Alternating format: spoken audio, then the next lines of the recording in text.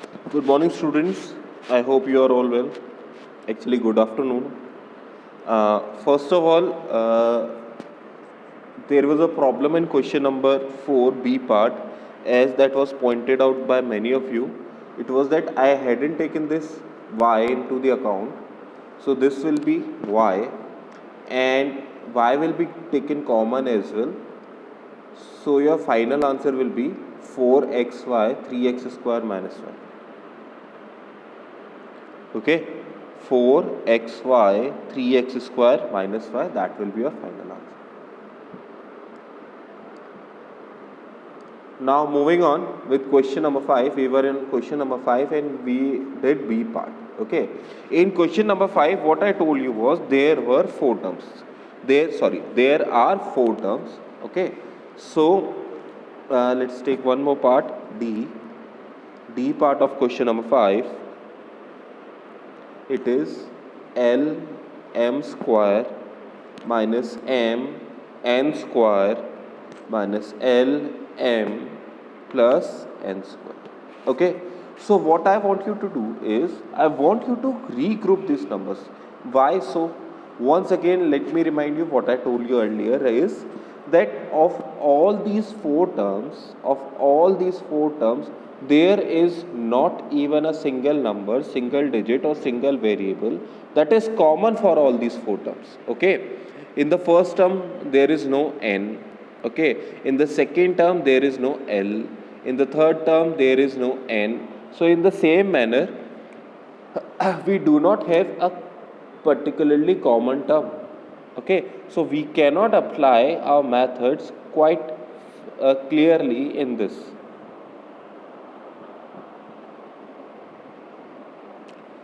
This is Lm, this is m n square, this is L m square.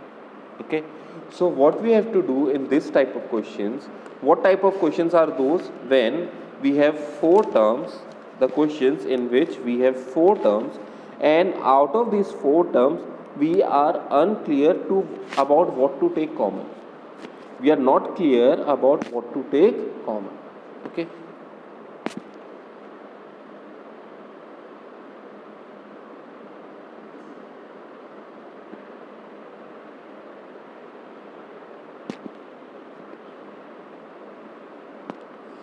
okay, I am being silent because I think there is a mistake in this question. Let me get it right for you. M n square, okay, then minus L square m. Please correct the question.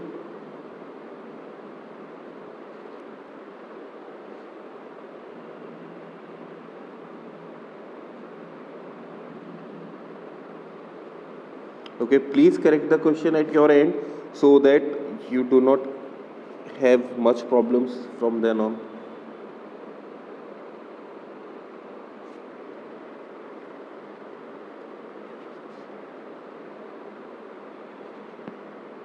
Okay, now it's okay. Actually, there was no problem. It is quite okay. Okay, so let me start with the question. What I am going to do is I am going to, out of these four terms, I am going to regroup this term in groups of two. Okay, we are going to regroup it in groups of two. Okay, so there are many ways to regroup it. What are the ways? You can take first two groups and last two terms. You can take first two terms in the first group and last two terms in the second group, and that way you can group the terms. Okay, moreover, what you can try, you can try first and last and both the middles. That might work for some. Okay, and also you can try first and third and second and fourth term. That might work for you as well. Okay, so as you do more and more questions, you can understand how this grouping works. Okay, there is no definite pattern to do the groupings. As you do more and more questions, you will understand how this grouping works. Okay, so please don't say what will happen in this, what will happen in that, what will happen in that. Okay, you have to try it. If the grouping is successful, you will get your factors.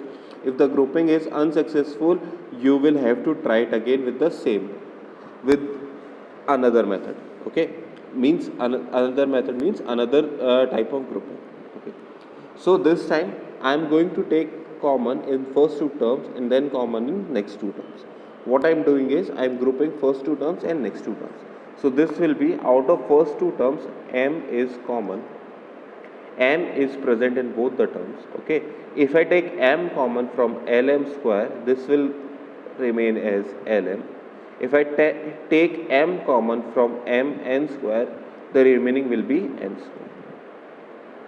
Out of next two terms, only one is common, minus lm plus n square. There is nothing else common. Now please see the brackets carefully. In both the brackets, what is happening here is, in the first bracket this is lm minus n square, in the second bracket it is minus lm plus n square. So what I am going to do is, for the second bracket I am suggesting you to kindly take minus 1 as common. Once we take minus 1 as common, therefore signs of the terms inside the bracket will change. Signs of the terms means this minus lm will become lm, this plus n square will become minus n square. Why are we doing it? We are doing it in order to make these two brackets as same. We want these two brackets to be identical, that is why we are doing it. So that way we will write down this bracket first, and all the remaining terms are sent to the second bracket. All the terms outside the bracket will be sent to the second bracket.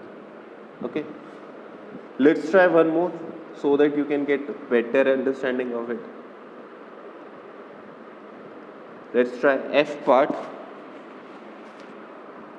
F part is 5y square minus 20y minus 8z plus 2yz. Once again I am going to take these two terms as in the same group and last two terms in the same group. The reason for that is quite simple, because I can see that for the first two terms 5 can be taken as common, and for the next two terms 2 can be taken as common. There can be more variables and such, but that the terms in this manner can be taken as common. Okay, so what we are going to do is, we are going to take 5 as common as well as y, because y is present for both the terms. So this will be y minus 4. Out of second pair of term, we will take 2 as common as well as z. So this will be minus 4 plus 2. 2 have taken as 2 is already taken as common, y. Okay, so let us now rearrange it. Y minus 4, it is y minus 4, that is good for us, plus 2z, and in the second bracket again y minus 4. We rearrange the terms in the second bracket. This becomes y minus 4. So what is happening here is, this bracket and this bracket are again same. So I will write this bracket at the front and 5y plus 2z. The terms outside the bracket are written together in the second bracket. Okay, so in this manner you can simply factorize if you are given with the 4 terms. Let us take one more example, one more question from your book, and this will be H part. H part might look a bit tricky for you, but what have been done in part H is that the question has itself provided you with the groups. The question is saying that you make these two in one group and these two in another.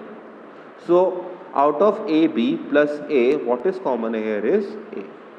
So the remaining will be B plus 1. Out of B and 1, what is common is 1. So the remaining will be B plus 1. If nothing is common out of both the terms, then your common is 1. So what is in the bracket, you write them as it is, and A plus 1. So that will be your final answer. Okay. Now moving on, question number 6. Question number 6 is resolve into factors.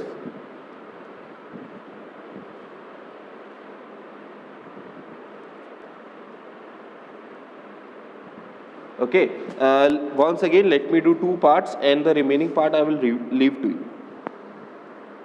B part. B part is 2x minus 5y whole square minus 3x minus 5y. Okay. Now what is happening here is, see, in the previous question, what we had to do was, we have to take something common. We had to do something common so that I could get same bracket for two terms. This is the first term and this is the second term. In both of these terms, we have a same bracket b plus 1, and we took that bracket as common. In question number 6, what is done for us already is, we are provided with the same bracket, but the power of brackets are different. What we are provided with the same bracket, but the powers are different. Let me simplify it for you. Suppose we had a b square minus c b. I had to take something common out of a b square minus c b. What would I have taken as common? I would have taken b as common. What would have been the remaining terms? ab minus c. Okay, so when it is applicable for ab square minus cb, then the same sort of thing can be done for this also. If you consider 2 as a, x minus 5y as b, and 3 as c, again x minus 5y is b. You can take that b part as common, not b square, only b part as common, and solve accordingly. So what we are going to do this time is, this will be, I will take x minus 5y as common. The remaining part of the first term will be 2 into x minus 5y. Okay, let me elaborate it more so that you can get a better understanding of this. This is nothing but 2 into x minus 5y into x minus 5y. See, the square means this bracket is multiplied with itself 2 times, minus 3 into x minus 5y. And this time we are taking x minus 5y as a whole entity and taking it as common. And we will write down the remaining part inside the bracket. Okay, we will simplify now the bracket itself. This will be x minus 5y, and the second bracket will be 2x minus 5y minus 3. Chetan, I am taking the class presently. I was taking the class presently when you will be seeing this video, so I could not respond to you guys. Sorry for that. So this will be your final factorization, because nothing can be taken common out of these two terms and nothing can be taken common out of these two terms. This is what it means by resolving it into factors. Okay.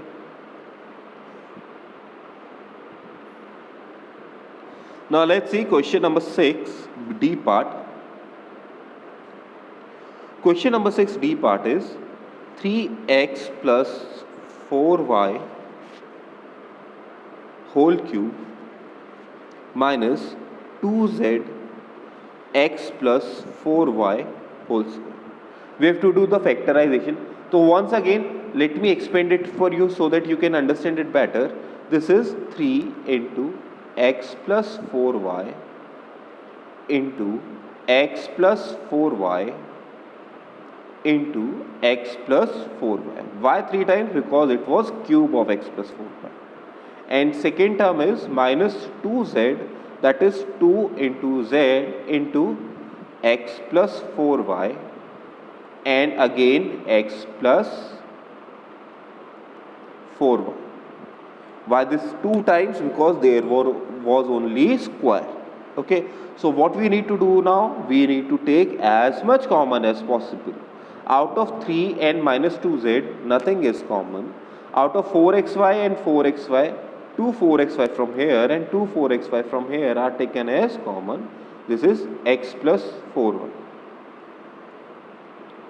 We will write down the remaining part inside the second bracket. This is 3x plus 4y minus 2z, and on simplifying it, First bracket is kept as it is.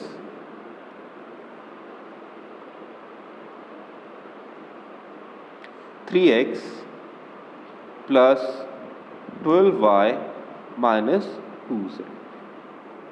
Okay.